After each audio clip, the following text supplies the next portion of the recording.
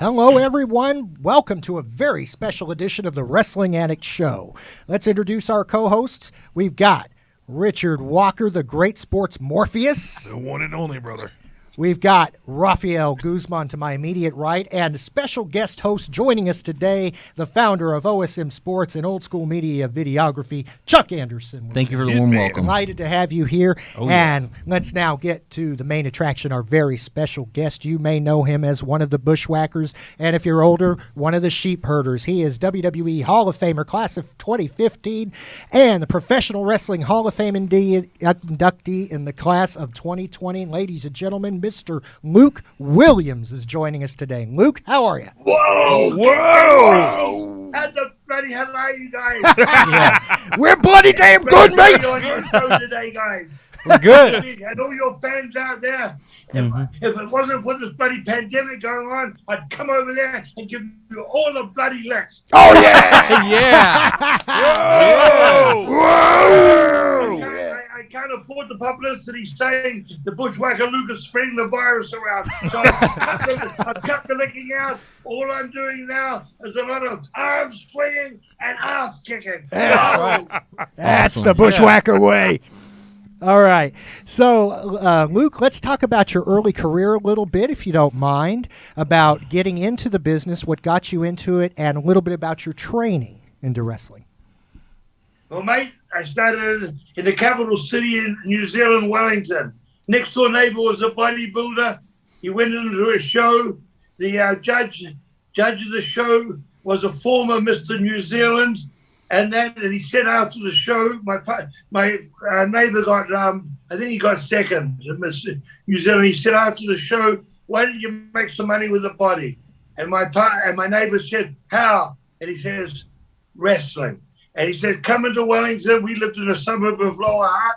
He said, come into Wellington to the Coolman's gym. This gym was notorious in the 60s and 70s, 50s, 60s, and 70s for Commonwealth champions in boxing and wrestling. You know, like the Commonwealth Games is similar to the Olympic Games, but just for the British countries. So anyhow, he starts going to the gym. And about 4 months later, 6 months later, he said to me, why don't you come to the gym with me? And then, so here I am, 170 wet. Wow. Well, like a string bean, 170 wet. And I started going to the gym with him. Now, when I went to this old gym, remember the first Rocky movie? Yeah. The old steam pipes in the gym for the steam room, rattling and all that? Same shit. You know, the floors were hard as a street, and the rings were boxing rings. They were set up about a foot off the floor. That's how high up. 4 ropes, 20 feet between ropes. That was under the commission. Well, there was no commission. There was the police. They ran all that sort of stuff. The rings had to be 20 feet between ropes, and and there's 4 ropes. So anyhow, I'm going to the ring. Now in the gym, there's a bench press and a squat rack. That was all. They're all kettlebells lying around the floor, and they weren't in racks or put in one place. Guys used them where they were and dropped them where they were. So you can imagine they were all scattered over the place. So anyhow, I started going there and working on the mat and doing mainly bench press and curls there's a few bars, but the bars they didn't have plates on. There were solid bars on either end. You know what I mean? Like the old dumbbells, solid dumbbells. And I started going in there, and that's what got me started. And now I'd never been to a wrestling match, and I'd never seen a magazine or anything. But my next door neighbor started buying American wrestling magazines. I think it was The Ring was the first one. The Ring. Yeah. And that was the first time I've ever seen wrestling. Now I went to one show with him, and in the capital, the Wellington Town Hall. The second show was in a town called Palmerston North, 80 miles to 100 miles away. Anyhow, we got there. Someone didn't arrive for the match in the earlier matches. and that, you know, it's junior heavyweights or light heavyweights, whatever you want to call them. And that next minute, I'm getting a bloody tank top thrown to me and a pair of boots. I had a jeans on and that, and I was thrown in the ring. Now, don't ask me what happened in that match. It was blank. But that I was against Simone, who was a baby face, and I had long hair then, and I sort of worked as a heel. Now, British style wrestling was all more or less on the mat, roll around. There was no running to the ropes, high spots, and all that sort of stuff. It was wrestling and reversing holds. And, you know, you've seen British wrestling. Yes, you know, sure. On the wide world of sports, they used to show it all. That's all right. that sort of stuff. And quite a few British wrestlers over here now. And they sort of send me do that and show the people. Sure. And, yeah, that's what I started on. You couldn't kick or punch. Right. Right. Against the rules. And this was 1962. Right. 1962. I started in that gym in 1961, and this was around March, I think, early 62. So you're saying at that time they were still using boxing rings for wrestling? Well, yeah, we used boxing rings, mate. You know, that was in the gym that I trained at, Coolman's gym, but the promoter had a wrestling ring for the town, the events, and that, but it wasn't spring loaded or anything. There was no giving it, and there was 4 ropes.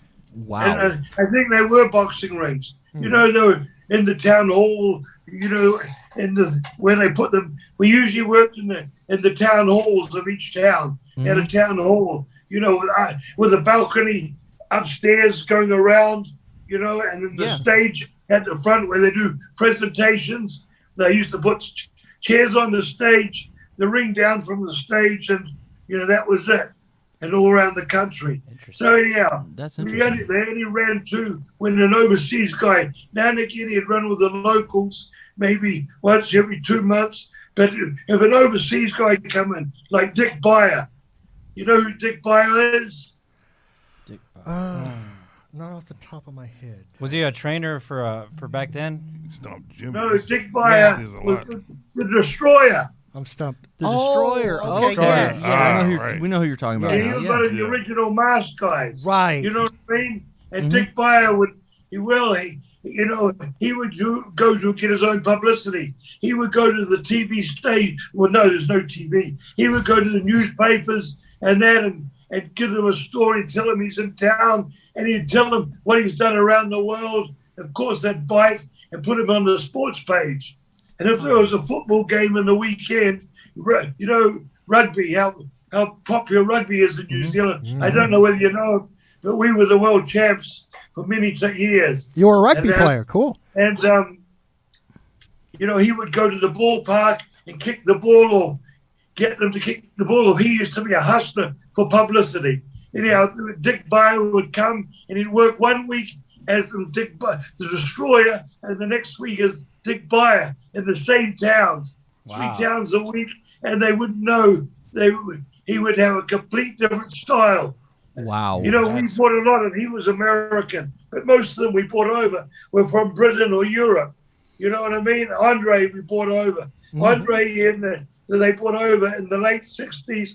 He was 350 pounds with a big afro. Right. Mhm. Yes. Wow. That's right. But Seen that Andre could do drop kicks. Yeah. Yeah, he he was- was very Yeah. athletic. Like Yeah. that. Very I agile. can Yes, tell very you that agile. about Big that. guy, That we're getting on. I'm jumping ahead anyhow. So that's how I started. You know, and it wasn't until 1966 when John De Silva came back from England. He went over to England and Europe for the Empire Games, won a medal, stayed over there, and turned pro in England.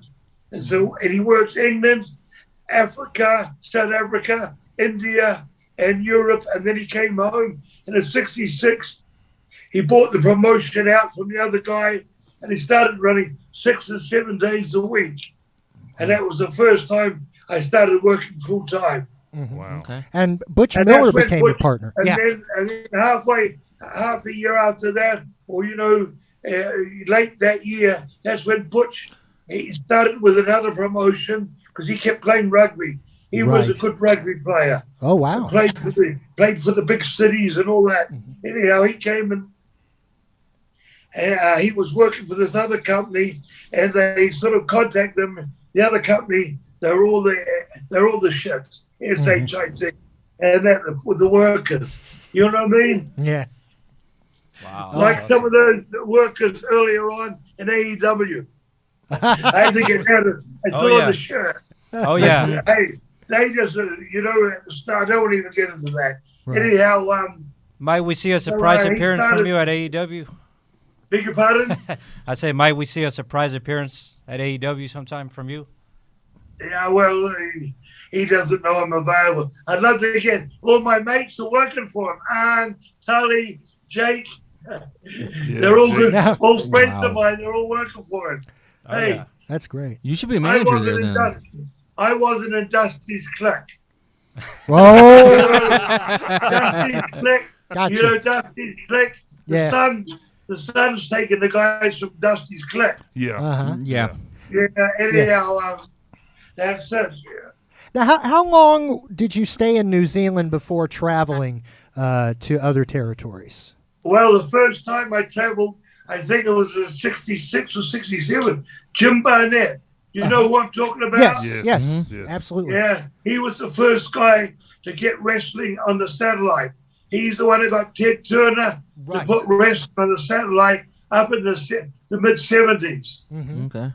And Tommy Rich was the first, which I'm here. Jim Barnett come over to Australia and opened up WCW in 65 there. Brought all American talent over, even the announcers. And that he brought out the roller derby and started American wrestling there. Okay. And that with all the heavy hitters. Mark Lewin, King Curtis, Waldo, the Von Erichs, the Japs, Wow. How was- Bushi and Tanaka. How was your adjustment from the wrestling style from New Zealand to when you came to the U.S.? How was it adjusting? I'm just getting to that now, mate. I'm going over to Australia to work. I've never thrown a punch or a kick in my life. And here they are. We were wrestling, mat wrestlers, and, changing holds. They would put, all of a sudden we saw American wrestling. They would put one hold on, work the hold, break out of it, and then do something or other, and then take him down again and put the boot to him, beat him up, punch him and grab a hold. I wasn't used to that. And all of a sudden I'm having to do that. Wow. And I started as a fag in New Zealand, working as gorgeous Teddy Williams. My name was Ted Williams. We had a story we wanted to ask you about, something about Sweet Willie or Sweet William. No, we're getting to that now, mate. Okay. We're getting to that crossover. Okay. So I'm working the gorgeous Teddy Williams around New Zealand with curlers in my hair. I'd go to the town earlier and take a photo to put in the night paper of me and the hairdresser getting my hairs in curl. I had my hair blonde and all that sort of stuff. I was doing the gorgeous George gimmick. And that's how we got publicity. We go to the town early because our evening papers come out at 4 o'clock. And the show was either 7:30 or 8. So we try and get on in the evening paper. There was no television till 67, 68. So this was how we got publicity, the radio and the newspapers. Anyhow, so I went over to Japan. I went over to Australia and started working for Jim Barnett. And he changed my name to Sweet William to make it simpler. and I was doing that gimmick.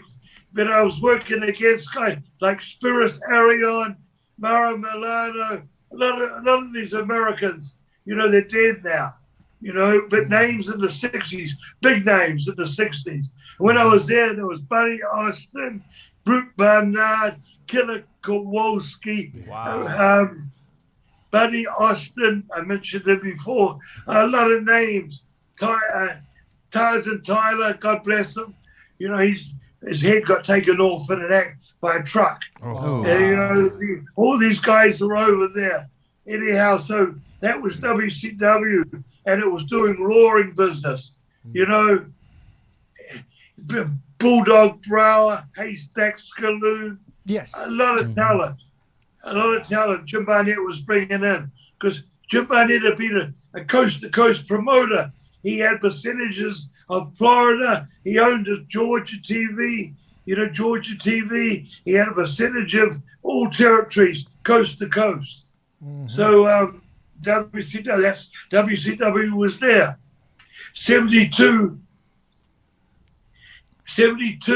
I guess it was with taxes and different stories that he had to get out of Australia. So he sold the company to the Welshes, the Fullers.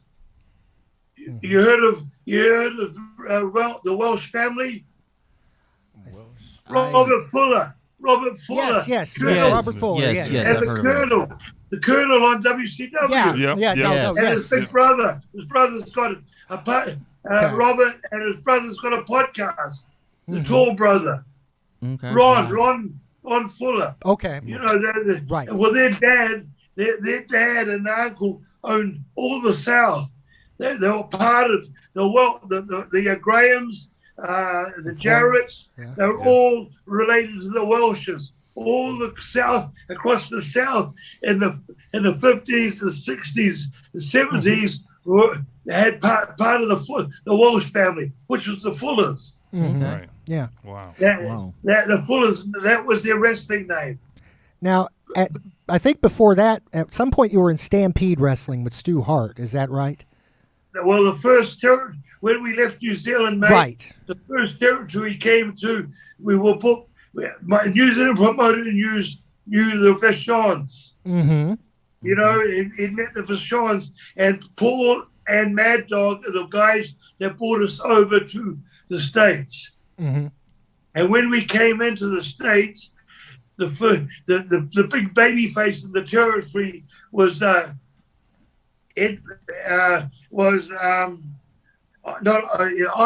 first name. Fuck up. What was it? Andre's name. Andre Ruzimov? Yeah, Ruzimov. Yeah, but he had another name. He worked in New Zealand too. Okay. And he was the baby face there, Ruzimov. and the main heel was Killer Kowalski. Yeah. Now we both knew them very well because we travelled with Killer Kowalski before, and around in Australia, with them on the plane and all that sort of stuff. So, and they were running 3 towns a night. The territory was so hot, they were running 3 towns a night, and the Rougeos were running a town a night. Wow. And that's when they did the big house. They did the 30,000 people in Jerry Park, where they had the Olympic Games, I think in the 60s. In 1973, the big show was Killer Kowalski against Mad Dog Vachon. Killer Kowalski had actually come off the knee with Whipple Watson and taken his ear off. This was real in the 60s with a knee drop. So they did the same angle, and that's when we got the big crowd in Jerry Park. Whoa. Oh my goodness. Yeah, that was, and here I am now working with Dominic Zanucci, Tony Puglisi, God rest his soul. Dino Bravo, Gino Brito, Johnny Waringle, Billy Two Rivers, the first Indian ever to work through Europe and over in Japan. Mm-hmm. Wow. Yeah. That was the first territory. And it was a wake up. We were lucky. Within a month or 2 months, we were working as the main tag match in one of the, there'd always be a single and a tag as the mains in the towns. And in the second or third town, we were the tag. The main tag team there then was the Hollywood Blondes, which was Dale Roberts, Jerry Brown, and Humperdinck was the manager. Okay. Mm-hmm. And they were drawing unbelievable. The crowds were packed out. All the Forum, Montreal Forum, the Forum in Quebec City, and that Toronto was selling out. Everything was on fire. Wow. That's great. Wow. Now, didn't you go back to New Zealand at some point in about 1975-ish or so? Well, this is. Then they gave us the. Hang on, you wanted to talk about Stu. Right? Oh, okay. Stu yes. Before. So then he said to us, "You've been here for a year and a half. you have to start putting the guys over, to bring some new people up, new faces up. He says, you can, but we don't really want you to do that. We'd rather bring you back in a couple of years. So he said, I'll book you somewhere else. Now, we'd never heard of the notorious Stampede territory. Okay. We'd never heard of the guy, Stu Hart, with 12 kids. Never heard of him. Yeah. So we leave our car in Montreal to get it shipped over, and we go over to Calgary, Alberta. Now, Calgary, Alberta, the pavilion in the fairgrounds in Calgary, there's two arenas, the pavilion and the corral. Corral now is the big place where Vince does pay-per-views. I forget what it's called now in Calgary.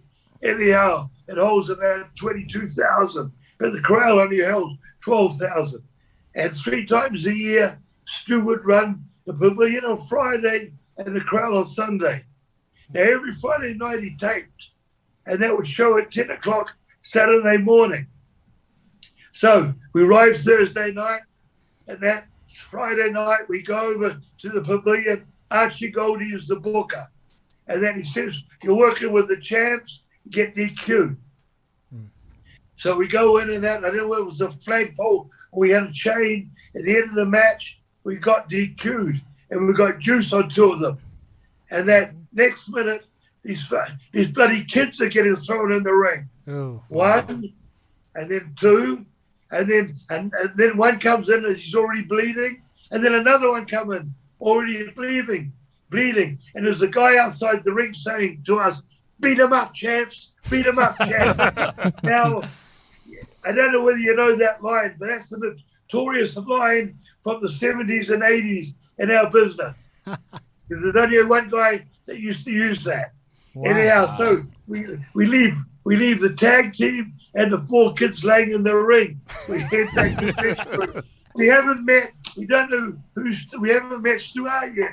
So we get in the alleyway to go back through the crowd, and then you go down the alley and there's dressing rooms either side. Right at the front, looking at the match, there's this short, thick man. Well, you're not short, 5'10", 5'11", 280 pounds, 270, thick.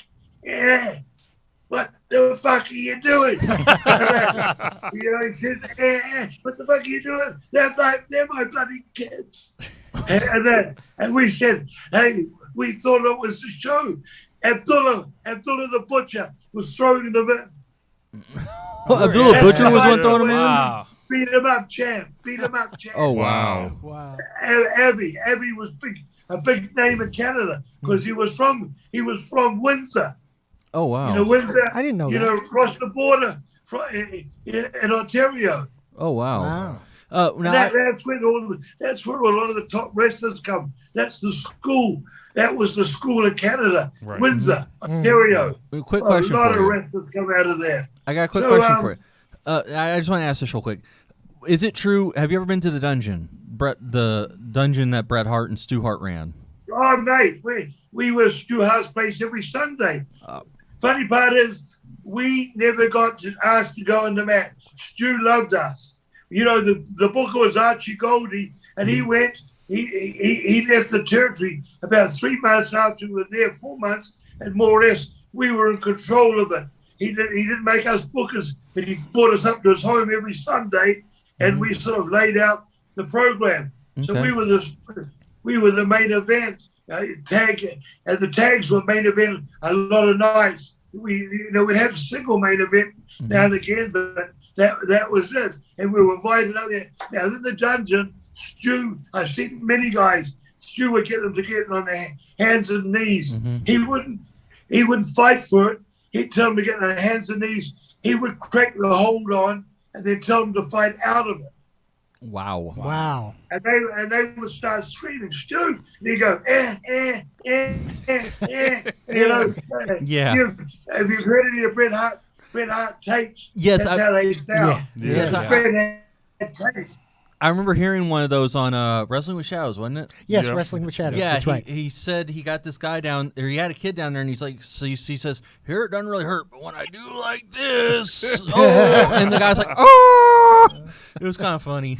Now, the guys used to shit their pants or their eyeball, the veins in the eyeballs Would Yeah. get blood red. Fine. They used to pop and you get bloodshot. Yeah. Wow. You get bloodshot. He'd crank it. And I've seen guys of 280 pounds, 300 pounds. Stu was very thick in the hips and very thick. You ever seen him you ever seen him in person? No. Or photos of him? I've seen photos Very of him, thick. but Photos. He was very thick, you know what I mean? Mm-hmm. He was from that old school of wrestling. Yeah. Yeah. Like European style. Yes. And Art, the black guy, Art, black guy. I can't think of him, but this was a guy from his era. Art Thomas, Oh, okay. Sailor Art Thomas. He carried a fucking photo in his wallet of this guy. This guy was a shooter. You know what I mean? Yeah. Mhm.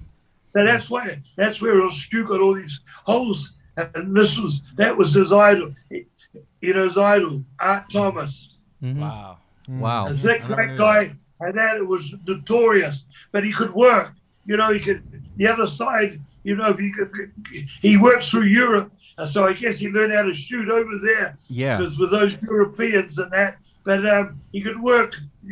Like a baby too if he wanted. Mm-hmm. Good grief. Sure. Anyhow, that was we were there for a year and a half with Stu, and then that's when we got the call from Steve Rickard in New Zealand. TV started in 68, 69, and it was only on for 5 hours a night. But by 75, 76, Yeah. they got the what's it called now? On the mat? On the Mat. Yeah. With Ernie Leonard. Yes. He was the announcer. I've seen got that program. show. It was really good. Yeah, and he brought us back.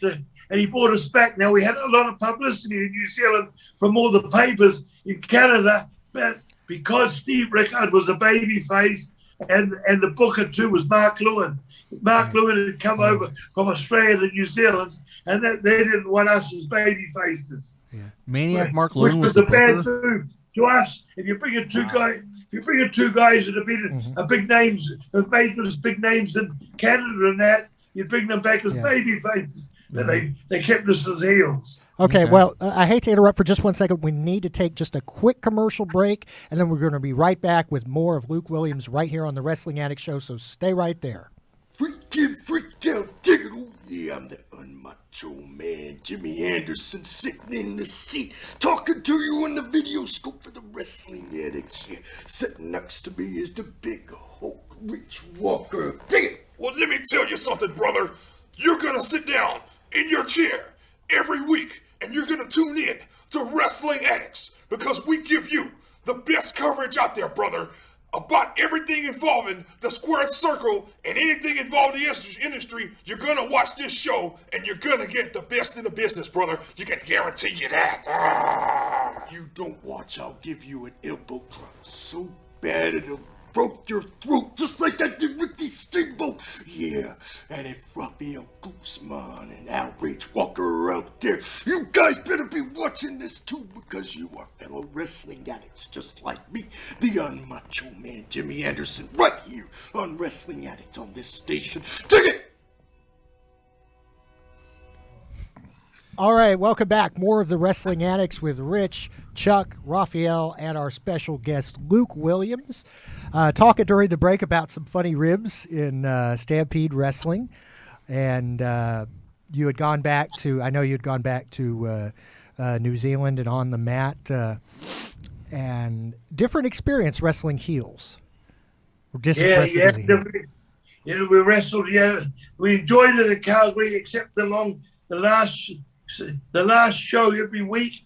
The loop was we ended up in Regina on a Thursday night in Saskatchewan, and it was a 500-mile trip back to Calgary. And you know what the winters are like there. That 500 miles in heavy blowing snow. The land is flat. You know, it's prairie. You know, blowing snow. it was sad, and we had to get back and would get back at daylight and sleep during the day, and then Friday night was TV. So that was but it was great, except for that long trip every Thursday night. Wow. Right. Wow, that's amazing. Tell us about some of your feuds and some of the matches you guys had. Do you remember? There we feuded, it was, mate, 17,000 matches. It's hard to think of what they're Wow. Okay, never mind. That'll narrow it down a little bit. They had Danny Little Bear from Kansas City, Uh-huh. and Pringle, and another guy with the champions, and Lane came in. Dory bought Lane, and the guy Lane from where where the Funks are over in. Mm-hmm. What's the city? What's the town the Funks are in? Should I worked it many times? Amarillo? Amarillo, yeah. Texas, yeah. Dory bought a guy from there. Oh, here's the story with Harley. Mm-hmm. Harley was the world champion at the time, and he'd come in for a week and Butch and me travel with him. Now, Harley in his youngest day, I'm talking about at 64, and that Harley would get a dozen beer, and that he never smoked pot or anything like that. When I was around him, but he bought his own car in, or he rented a Grand Am. He would drive at 100, 110. He'd drive flat. The needle would be between 100, it was 120, around there all the time on the car in the prairie. He'd have a beer in one hand, and he'd have a gun firing out the window on the other.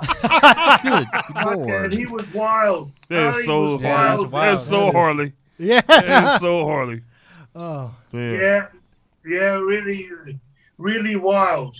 And then God bless him too. Hey mate, I seen God, and I've been with him too after the end of matches, and guys that wanted to break into business, fans, wanted to break into business, and he would take them to the ring and say, well, this is not an easy sport. And he'd lock up with them and give them a Liverpool kiss straight away, right in their nose. Ouch. Their nose would split, the blood would be running. He says, I told you, it's not an easy sport. Wow. He scared them off, let them know it's for real. I have a question for you. I see him do that numerous times. Who's some of your favorite tag teams that you ever worked with? His favorite tag teams who I worked with, well, the easiest teams, and I made money all over the South, was the fantastic, the Fabulous ones? fabulous The ones. Freebirds. Fabulous Freebirds? Fabulous ones. No, the fabulous. Dan Oh, the Fabulous. Lane, Oh, Fabulous. Okay. Dan Lane and Steve Kern. Right. Yeah. Dan Lane later became the Midnight Express. Yeah. Steve Kern later became Gator with WWF. Oh, Skinner, yeah. Skinner. Yeah, Skinner, WWF. Steve Kern was, he owned part of Florida Championship Wrestling. I first met him in '79 when I worked with Mike Graham and Steve Kern in Florida here. Now those teams, and then there's big teams. We always drew money with big teams. Zamburi Express, Ray Candy, and Big Bad Leroy Brown. Oh, man. Ray Bad Candy News and Brown. Leroy Yeah. Brown. Right. They were great guys. We drew a lot of money with them throughout Texas. Texas is a big state. Yep. And then in Florida too. Another team we worked with all over for Crockett and Bill Watts was the Fantastics. Little guys, 210, 215 with big hearts. We molded them into wrestlers, from wrestlers to fighters. And we drew money. The fans loved them. They were great athletics, high flyers and that. And we were known hardcore before hardcore became a name brand. I'm talking about She-Murders now. And then Bill Watts built a barbed wire cage, and we walked right all over the South with this barbed wire cage with these two kids. Now, you worked for Houston, right, for Paul Bosch, correct? Oh, yeah, but what a guy. Yeah. Yeah, I'm going to tell you this. Yeah. I worked for him before Bill Watts took over, running UWF into there. Bill Watts took over. But I worked for him before that. and that when he just used to bring people in, and then he used to bring guys in from San Antonio and bring different people in, just like St. Louis. And the payoffs of the first match, the second match, they get 300. Mm-hmm. Wow. A lot of those territories in that's what they make all week. Wow. Wow. That is That's amazing. what he was paying. It's the first match. I had He to was ask a great payoff. I had to ask about Paul Bosch because we live in Houston. We grew up on Houston wrestling. Yeah, We amen. grew up on Paul Bosch. Yeah. So I just wanted to ask, what was he like? Was he a nice guy? Was he? Was he an asshole? To ask if he'd been in New Zealand. Oh yeah, he would sit down with us and want to talk. See, that he was a real a gentleman. Sweet. No one in the country in our business could say a bad word about him. Amen. Awesome. As soon as you mentioned the best payoff man in the business to anybody in the 70s and 80s, Paul Bosch. Everybody says Awesome. that, and that's amazing. That's great to hear. Yeah, God bless him. Oh, he yeah. was a great man. Now, I And wish, I heard too, he wrestled way back Yeah. in the 50s. He did. Yeah, He did. cool. With Yeah. Joe Blanchard. You know, Interesting. Joe was a good friend of mine too. God bless him. Back then it was Joe Blanchard, Lou Sayers too. Lou Sayers Yes. wrestled refereed a lot of my matches, but Oh, yeah. Lou used to cook barbecues for us. Oh wow. You know, and that cooked for me and Tully and Butch. He was a great chef, barbecue man, and a great guy. Awesome. yeah. I'm sorry to jump around a little, but I know you wrestled in Japan and Hawaii and Puerto Rico. I know those are very different areas of the world. Could you discuss a little bit about those territories and your experiences there? Okay, mate, the first place as I mentioned before, in the 60s, 66, I first went to Australia, right? Mm-hmm. And in 69, I started going up to east, Jakarta, Singapore, and then now it's called Malaysia. It was called Malaya and Asia then. Mm-hmm. You know, Yeah. and when I first went in there in those 70s, I think it was 70, the war was going on for independence. And it was a curfew at 5 o'clock on the road, and we used to do tournaments, 3 days in Singapore, night after night. Then we got to Penang,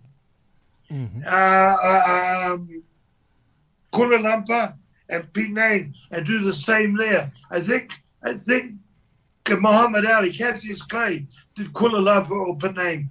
He did a big, when it was boxing, big shows. Right. Okay. Pay-per-view from one of those countries. Anyhow, we would drive up there through the and on the side of the road, elephants were doing the sugar cane, rolling the cane up into bundles. Elephants were working, and bullocks were pulling the hoe. They had bullock horns on a plank of wood, and that was digging up the turf, and 2 bullocks would be pulling it with the guy standing on it. That's how they dug up the ground. It was another world. No machinery. Wow. The Super turf, old school. and that's when it was in the late 60s. And we used to drive up, Yeah. and after 5 o'clock, and then we could hear in the jungle, da, da, da, da, da, da, da, machine guns. That's when it was a curfew for 5. Yeah. But we were young, and you know, you were young and full of, as my dad would say, full of piss and vinegar. Right. And if Drive you- up through the night and then go to those towns and do the shows. And they were wild. At the time, too, it was Sweet William and Brute Miller. Sweet I had William. Butch on a collar and chain. Wow. And Puerto Rico too, you were there and a few times, right? But you know, we went to Japan early in the 70s and Butch was there first in the 70s. He worked for Inoki's first show, and they called him the Tiger, not the Tiger Man, Wow. the Tiger. But that's when that whole thing started. Mm-hmm. You know, Butch never liked Japan, and that's why we never went there much. You know, we might have gone there 10 times overall, but you know, they liked our style. They liked that rough and rugged style, like the Brody. We were the smaller Brodies in like his heels, Yeah. Wow. and then we started going to Japan. And then the first time I went to Puerto Rico, the first territory, when we came back into the States from New Zealand, we went to Hawaii, and we kept our head above water, working 5 islands a week, but we weren't getting anywhere. We just kept our head above water, laying on Waikiki, checking out the woman, eating at all the buffets, and that was it. Going to the gym, and we got a big show in Pearl Harbor. Roddy Piper and Buddy Rose came in for the big show. They saw us work, and they said, "We need a tag team now for Oregon." They said, "Let me get this guy on the phone, Don Owens." And he got Don Owens on the phone. They got us over there, and Don Owens gave us a date for the Northwest Championship Wrestling. Wow. So we had to fill in some time. We had a Japan trip, had to fill in some time, 6 weeks. So then we went to Stu Hart's. I called up Stu, and he said, "Come back in." And now when we left Stu before, we were the heels, top heels, but the rest of them, Abdullah and John Quinn. John Quinn was 340. Abdullah was 350. Archie was 270, and but Archie left. And then, we were middle guys. Now, when we came back in 79, it was all the British guys there, 170, 180. And I looked at Butcher and I said, "Fuck, we're the biggest guys in the dressing room." and then I went outside and I looked in the arena, and the arena is packed. This is the pavilion. Friday night television taping. The main event was Tommy against another English guy with a cross eye. Fuck, I know him well. I see him when I'm in England. Anyhow, Marty somebody, and Tommy was the Dynamite Kid. Now, I saw went out and saw the match, and Dynamite was coming off the top of the cage, right across the other side of the ring.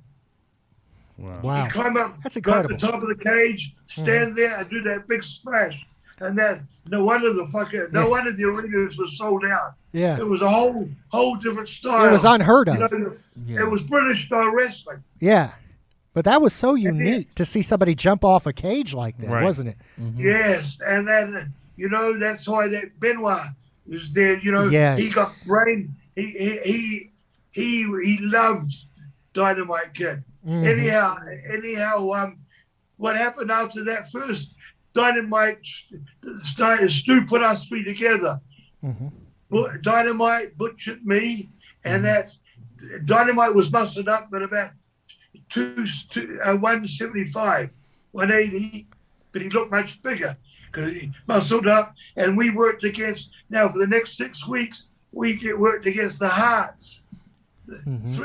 Brett had just started. Brett had been in the business for a year, and he was by far the best. There was Keith, the fireman, and there was Bruce, Mummy's boy. So it's Keith, Bruce, and Brett you were fighting against? The first time we were there, we'd always do the job for an angle. We'd do it on Bruce, and that because Bruce was the blonde-haired guy with the blue eyes that the girls loved, but he didn't understand because we got more heat with him. You know what I mean? Right. He would cry to Mum, "Why do I have to Dad? Why do I have to get laid out, hospitalized?" But that's what drew the money. Well, yeah. Right. Exactly. Anyhow. So we started working. Now I'm getting back to 79 from 73. So we're working with this. Now this is the first time in 2 towns. The 2 main towns are Friday is Calgary. Saturday is Edmonton. Stu teamed up with with 2 of the Sons. And here we are now working with Stu. And so a lot of guys today can't say that they weren't against Stu. I don't think there's anyone alive that say they weren't against Stu. That's amazing. Speaking of that, you have so much wrestling history. I mean, you transcended so many different eras. If you were to be able to book your own dream match the Sheep Herders / the Bushwhackers versus any other tag team in history, past, present, who would it be and why? Shit. Now, Had to think on that one for a minute. He has so many different, opponents. I would go back for a match that the fans would really go. It would be the Fabulous Ones in that era. Right. Yeah. From the early 80s. They were built around the Fargos. The Fargos were big in the South. Mm-hmm. You heard of the Fargos, right? Oh, yeah. Yeah. Jackie Fargo and his brother. Well, he was coming to the ring when we were working against them in 81. Fargo was in their corner, and they do that walk. They do the strut, and of course, Jerry Jarrett was the first to do videos. Yeah. Music videos, and he did great music videos of those guys, and they were super hot. And the matches, you just go like that, and people will be screaming. We just cut one off, start beating on them, and the girls would be fucking crying. You know what I mean? Oh yeah. Now, was it at this point that Jonathan Boyd had joined you as your tag partner? No, that was we were in Puerto Rico, and then something or other, and then this was 1980, 81. Right. That Butch got the Dear John letter. Oh. He went home to try to mend it, but he only put a Band-Aid on it. Oh, I see. He tried to mend the marriage, but he put a Band-Aid on it. Oh. Yeah. Well, Because when he came back in 83, and then came back in 83, by 85, it was over. Oh, you gosh. know what I mean? Yeah. So he went home then, and I had Jonathan Boyd with me in working for Jerry Jarrett and working for the Fullers. The Fullers that own the, we talked about that before, they own the two territories. Right. The one out of Pensacola ran the Panhandle of Florida and Alabama, and the other territory was out of Knoxville. Right. Okay. Yeah. When you look at the current tag team division, how do you compare it to back when you and Butch were the Bushwhackers? The tag team division today, there's not many there. Years ago, Vince puts tag team guys together. Yeah. We were all together. Vince puts two guys together, then he splits them and all that sort of stuff. Yeah. My era, like Ray Stevens and Pat Patterson, they were a tag team for decades. Right. These teams were tag team for decades. Butch and me were a tag team from 66 to 202. Mm-hmm. Wow. Right. You know what I mean? Yeah.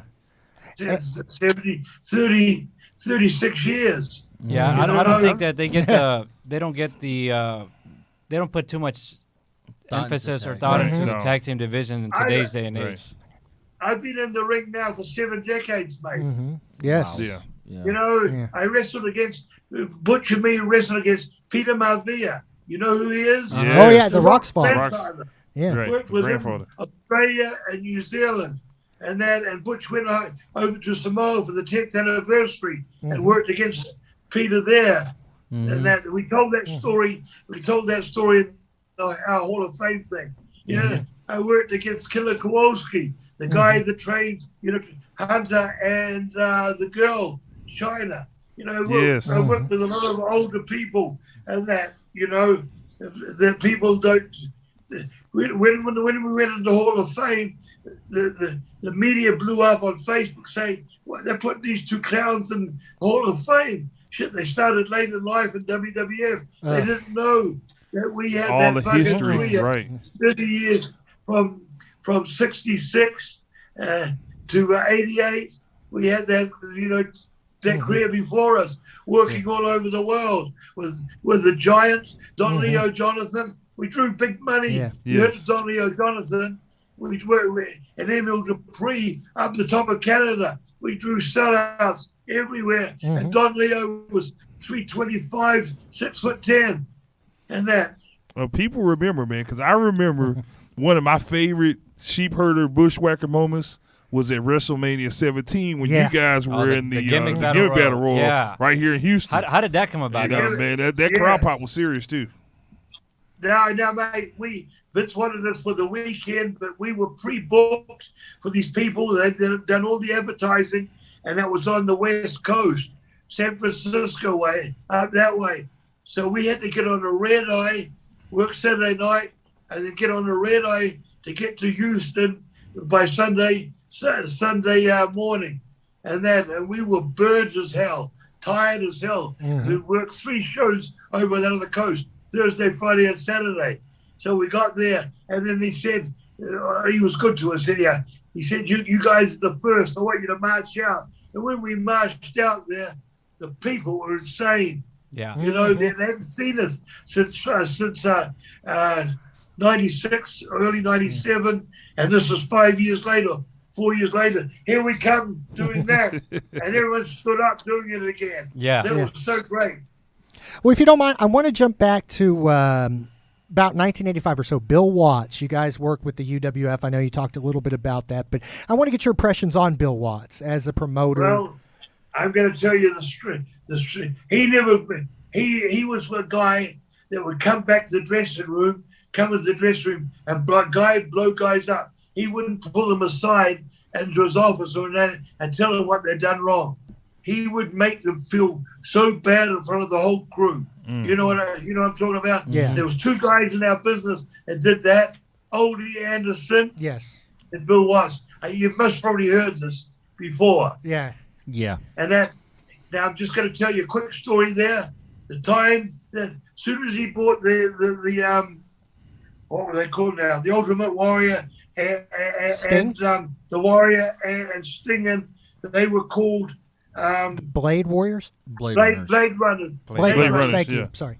Jerry Jarrett had them for a month, and he got rid of them. Because, his territory was a wrestling territory with high spots, and he knew Bill Watts had bigger guys. Bill brought them in straight away, and Bill, he wasn't on the mic at the time, but when he brings someone in that he thinks he can work against, he'll be the 3rd guy on the mic or the 2nd guy doing color. You know what I'm saying? On the wrestling shows. So all of a sudden he sees these 2 guys, so he starts doing color again, and he builds them up, Then he does an interview ringside at one of the shows. Something happens, and then he did a semi-angle. Now he's got the blonde-haired guy who was a booker before, and he's dead. And he was small when he worked up in New York. Oh. His dad, Tommy, someone from Memphis, and then he got him anyhow. He married the girl. Triple H? No, he married the girl. Now this is going well back. Oh, I'm sorry. Okay. He married the girl who sued WCW because they had in the offices they had photos on the wall with the tits out. What was that? But- I'm trying to remember. What? Anyhow, Sorry. Bill Watts got this guy as his partner. Well, he's a well-known wrestler, very good wrestler. Yeah. Anyhow, very good wrestler. Anyhow, they both work against the Warrior and the Sting and the Warrior. Now these guys are green as hell still. Eddie You know what I Gilbert. mean? Eddie Gilbert. God bless Gilbert, you. yes. Yeah, what a Yeah. great worker, man. Yes. What a great worker. Yes. Missy Hyatt. Yes. Missy Hyatt. that's what it Yeah. was. Oh, I saw her Yes. the other day. Okay. Saw She her got the other around, day. too. Her Yeah. her face is another face. Yeah. Yeah. If you show the 2 faces, you would never know. Anyhow, they make it. Bill Watts makes the comeback. Uh-huh. These guys don't know how to feed. He's in the middle of the ring. When the comeback comes, in those days, you fed the baby face. Right. Took the nail, take the bump, the other one's coming up. You don't have to move hardly. You know what I mean? Yeah. Turn around, bang, bang, bang. So he comes back to the dressing room afterwards, and he pulls them both up. He says, "What the fuck are you guys doing?" He says, "When I make a comeback, you feed me." He says, "See this hand? You Yeah. feed this hand. And remember, this is the hand that writes your bloody check." Yeah, wow. Now, speaking of that, tell us about when the company went out of business.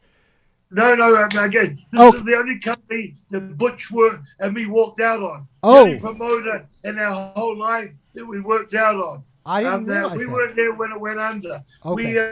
When it closed. We were getting our paychecks. I was supposed to take the book when I went in there because Bill Dundee had it, but he left and they put an intern booker in, which was Dickie Slater.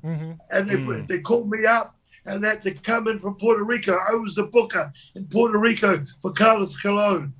We just did that monstrous show there. And they said, we're going to do it. I said, well, when are you letting Dickie go? They said, we're not letting Dickie go. Now, when a booker comes in, you let the other booker go, so he's got no problems with something getting done behind his back. You know what I'm saying? Yes.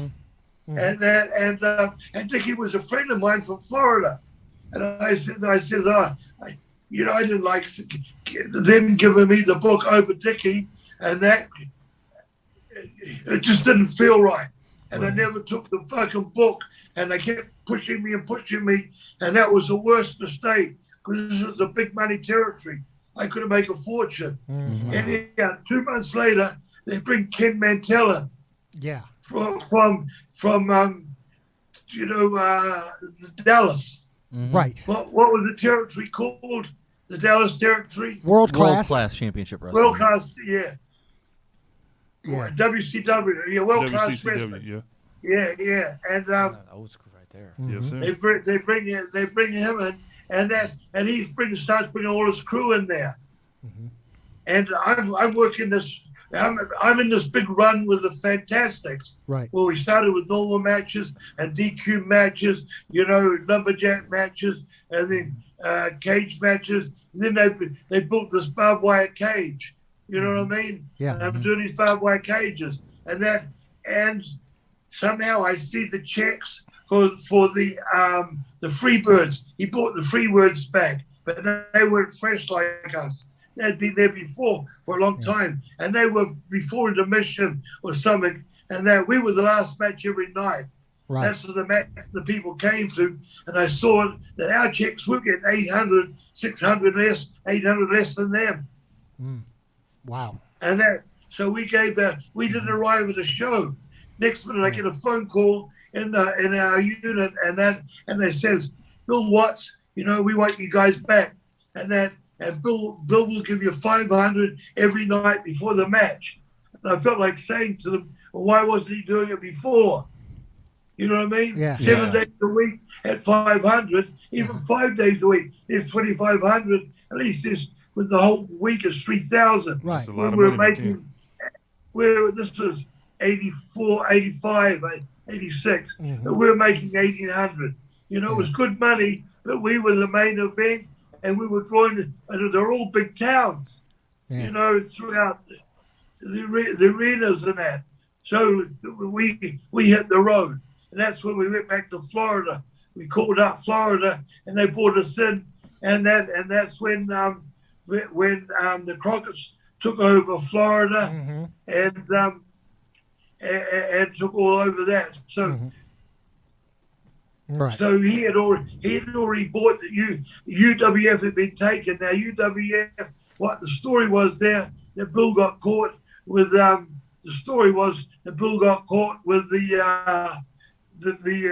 valet of Dickie Slater, Dark Journey, and his wife divorced him, and he had to sell the company. Crockett's bought the company.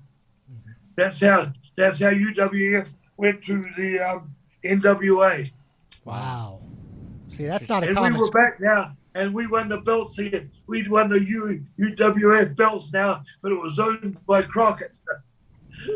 So that's now we're back working for Crockett. The story was with Crockett. When we made our comeback in 80, back to 79 in the States. In 80, we went to Crockett after Northwest Championship Wrestling. Jimmy Snuka went first, and then we went. And then Roddy Piper came. We all went down to Crockett, NWA.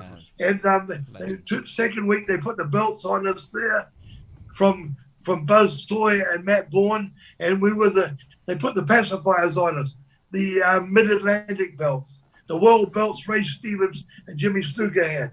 anyhow, after 6 months there, we still had the belts, and that I think we gave the notice. We got a call from Puerto Rico to say the money we were earning there, we were doing 3,000 miles a week. They said you'd be doing 200 miles a week, and you can make 2,000 a week, and that for doing 3 days.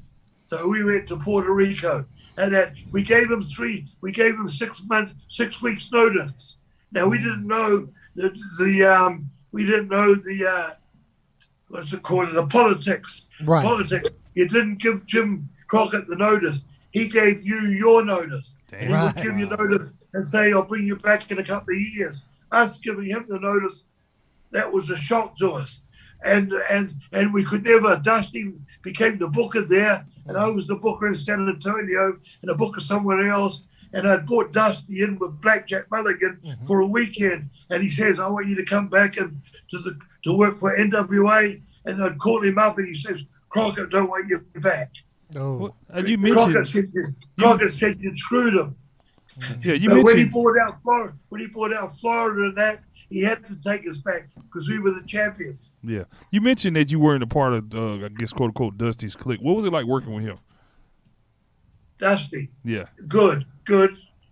But it was good. It was easy for us. He left us alone. You know, the teams we worked with, the Fantastics and the Rock and Roll Express, except, you know, we were doing they were running 3 shows a night, and we were doing the 3rd show with the Rock and Roll Express and selling these shows out. And all of a sudden, one day we come there and there's no Ricky there and Robert. And we find out why. Dusty had heard that they were doing coke in the dressing room. The real story was, hey, now that, you know, we didn't know that, whether they were or not. The houses were getting sold out. That's the bottom line, right? That's the bottom line. And that we heard the story later that the houses that Dusty and Hawk and Animal and those, they were the big show, the big houses, but they're only half full, was 2/3 full. And Dusty didn't like anyone drawing more than them, and the Rock and Roll Express had sold out Charlotte a few times, and Dusty had told them, no one sells out Charlotte unless I'm on the card, you know, without me on the card. Right. Now, Dusty and two, he was good with us. Okay. But the downfall. This is the booker's point of view. He was going for the title against Flair every night, and every night, you know, in the end, the last year, and that the fans would look for the back. When he made the comeback, the fans would all turn to the back, because they knew the 4 Horsemen was coming in to save Flair, save the belt. And the fans got to know that. And the other thing was too, the planes, you know, they had 2 planes. One was a Learjet, and when they're on the road, they're running to Vegas all the time. You know, if they're on the West Coast or on the Midwest, straight after the show, they'd hop on the plane and run to Vegas and then run to the town the next day. So they were doing another town in between, dropping a jet down at an airport and then picking it up. Here's another 10,000 each night. You know what I mean? Wow. Now, the plane that's been mentioned many times. The planes were one of the big downfalls too. Yeah. At NWA. Yeah. And it wasn't long after this that you guys signed with the WWF, right? You and Butch? Well, when the Rock and Roll got fucking dumped. Okay. I don't know who we worked. I think we went with the Fantastics, and then they just put us with Barry Windham and Luger, and we did television for that, and it was still in the can. It was television and that at one place, and maybe we did one house show and that, but it hadn't been shown all over the territory, or it hadn't been put on. Okay. Okay, we're losing signal. It'd be put on televisions, because they had other televisions too. You know, NBC, ABC. Yeah. And we're having some technical difficulties. Okay. Technical difficulty. was Saturday. All right. My Okay. stomach. Which was I always showed my growth. You know, that's the drum. Yeah. Yeah. Butch worked out on his drum every night. Yeah. So every day. That's real why quick, you're still working though. Right. So tell us a little bit about that. phone call. Okay, folks, we're having a few technical difficulties. Go ahead. Phone call from Pat. Who the hell's Pat? Who the hell's Pat?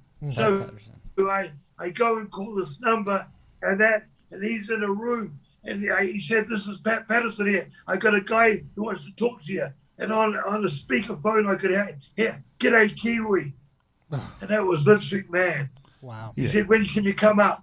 And I said, "Whenever." I'd been sending tapes there since Betamax. Remember Betamax? Oh, yeah. Big ass tapes. Yeah. In the early 80s? Yeah. Yeah. And I've been sending them there since then. It tapes to there. So- And anyhow, he says, when you get home, I said, make it Wednesday. And when you get home, he says, there'll be tickets on your doorstep. Cool. And that was it. And then you became the Bushwhackers instead of the Sheep Herders. How did that come about? Yeah, now we went up and saw Vince, and Vince says, I'd like to change us to baby faces. And of course, me being a booker and old school, I said, bring us in his heels and change. You don't tell Caesar what to do. I learned right then, you don't tell Caesar what to do. Right. And then he says, no, I'm going to bring you in and do vignettes of you. Butch went right up on the desk, and Vince has got a bit of a nose too. And Butch had his big honker about that far from Vince's. He says, if you can make these faces, baby faces, go ahead. And Vince said, look at the heads on my top baby faces. They haven't got the greatest mush. Randy Savage, look at his face. Yeah. Hulk Hogan, Hacksaw Judge, Jake the Snake. Now look at all those heads. Yeah. There's no pretty boys there, are there? How did you guys feel about doing comedy versus your very strict NWA stuff? Well, that's here it was. He says, I want you to be between the Sheep Herders and the Moondogs. Oh, I see. So we get home, and we get home 2 days later. There's a big thing on Butch's doorstep. I wasn't home. Bush ring up. He says they're setting the contracts. He says it's for the Bushwhackers. He said they're setting us the wrong people. I said no. I said straight away, he wants to own our name for merchandise, which is correct. Anyhow, Butch says to me then, he says the Sheepherders have been on TNT and WTBS, TBS TV since '79, and they're off and on since '79. And he says the Moondogs on USA Network for 5 years. And he says, let's create something different. And we always swung our arms up when we went outside the ring as heels to scare the people. Whoa! Yeah. We always did that. Yeah. He says, let's go to the march to the ring, swinging our arms, and I said, my shoulders are so fucked. He says, do you want to make money? And you guys did. And you got big NBC exposure television. Kids are doing that. Everybody. Going to the ring. And that Vince never gave us the gimmick. And then the head licking came in. Everyone was going out and that, and Butch started rubbing heads. So I started rubbing heads, and then all of a sudden he started going like that. Yeah. And I started going like that, but I always licked the back of my hand. Yeah. Yeah. I never licked their heads. Yeah. Anyhow, that happened. Now all the different agents. The first 2 weeks we did a month of vignettes, crazy vignettes. Speaking of, we're lucky at that time. Crocodile Dundee second movie was hot. Yeah. So the cinema. So we did a spin-off of that. Speaking of Bush, in the vignettes, we did the Down Under spin-off. You understand what I'm saying? Yeah. Speaking of Butch, how's he doing? Beg your pardon? Speaking of Butch, how's he doing? Do you guys keep in touch? With Butch? Yeah. Yeah, every week I talk to him. Oh, wow. That's twice great. a week.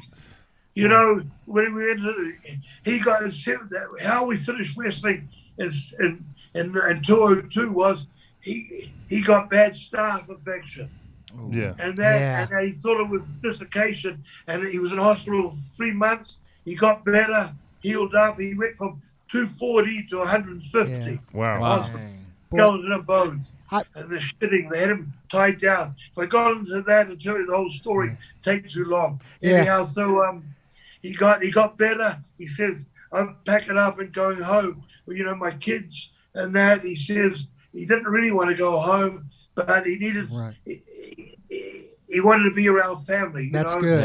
Right. Daughters. He had daughters and grandkids.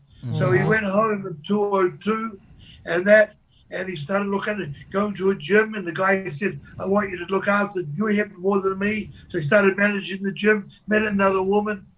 He got divorced twice already. He met a third wife, got married. 209, 2010, he fell out of bed, delirious, was in hospital, came to 5 days later. That fucking staph had come alive again. Great. That's a great story. It was in his hip bone. It was in his hip bone. So they said we can either put a drain there and come twice a week, and that you'd clean it every day, and we'll come twice or 3 times a week, or you get your hip taken out. He said, whip the bastard out. That's a funny story. And you're still working, and you're though, still right? working. They took the hip out of 210 and they put the new one in 214. Why so long? Because they had to keep checking twice a year to make sure there was no more staph in his body. Right. I'm sorry to jump in here, but we're running out of time. I'd love to keep going on. I know we're running a little bit out of time here. Would you like to tell us what you're doing now? That's what I'm doing now. Yeah. I'm on the road still. I was in the ring last week. Yeah. Wow. Yeah, that's what I say. If you go Wikipedia, I'm number 2 in the world. Great Coach Inca is number 1, and I'm number 2. That's great. Alive, still in the ring. That's great. And I'm glad Luke's good too. Or Butch is good too, man. And you're coming to Texas soon, you told me, right?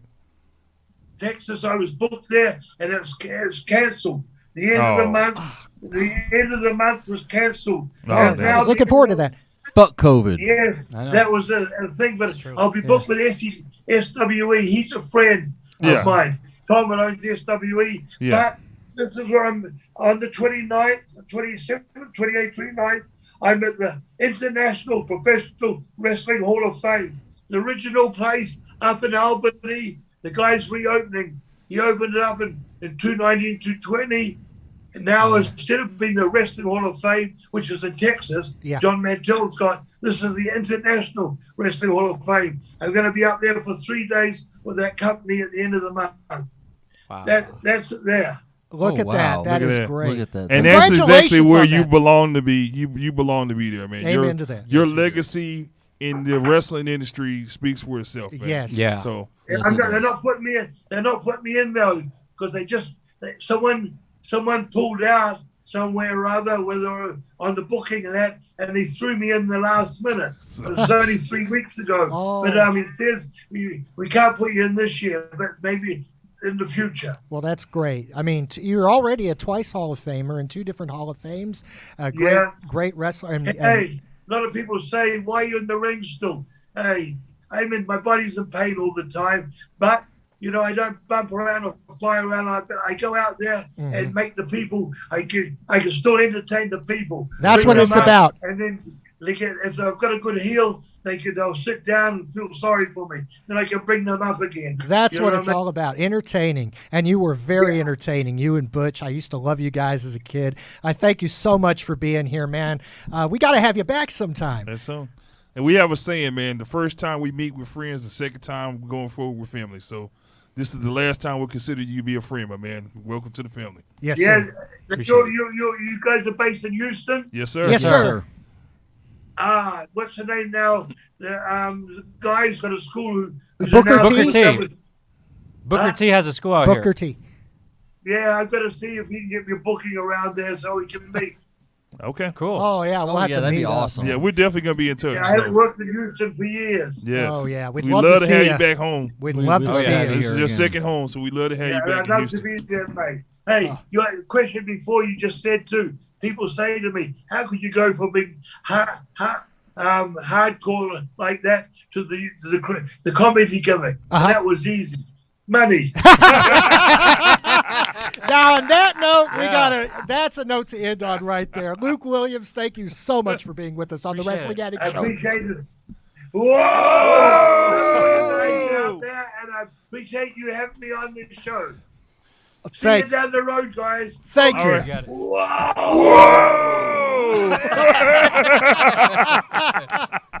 Awesome. Yeah. Awesome. Thank you so much. Oh, this was great.